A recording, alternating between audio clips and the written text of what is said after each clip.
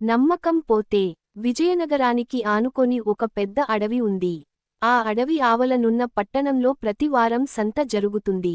ఆ ఊరి ప్రజలంతా సంతకు వెళ్లి వస్తువులు కొనుక్కొని వస్తుంటారు. ఒక ఏడాది విపరీతమైన వానలకు అడవిలోని కాలిబాట కొట్టుకుపోయింది.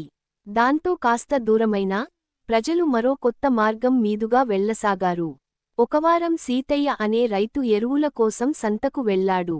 బస్తాల బరువు ఎక్కువ ఉండటంతో దగ్గరి దారిలోనే ఇంటికి వెళ్లాలనుకున్నాడు. కాలిబాట జాడలు వెతుక్కుంటూ అడవిలోకి ప్రవేశించాడు. కొద్ది దూరం వెళ్లేసరికి ఆ దారి రెండుగా చీలినట్టు కనిపించడంతో చుట్టూ చూడసాగాడు.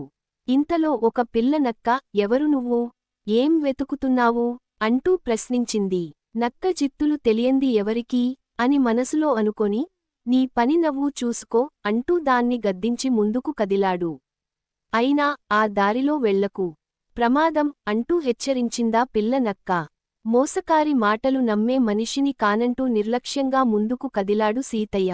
ఇంతలో పిల్ల నక్కను వెతుక్కుంటూ వచ్చిన తల్లికి విషయమూ అర్థమైంది. అతడి వెనకే వెళ్లాయి తల్లీ పిల్లా. అవి ఊహించినట్లుగానే కొద్ది దూరంలో సీతయ్య ఊబిలో దిగబడ్డాడు. కాపాడండి అంటూ కేకలు వేయసాగాడు. పక్కనే ఉన్న మర్రి ఊడలను సీతయ్య చేతికి అందేలా విసిరాయా నక్కలు. వాటి సాయంతో బయటపడిన అతడు కృతజ్ఞతాపూర్వకంగా చేతులు జోడించి వాటికి నమస్కరించాడు. అప్పుడు తల్లి నక్క, బుజ్జీ, మన మీద జిత్తులమారి అనే ముద్ర పడింది. దాంతో మనం చెప్పేది ఎంత నిజమైనా ఎవరూ నమ్మరు.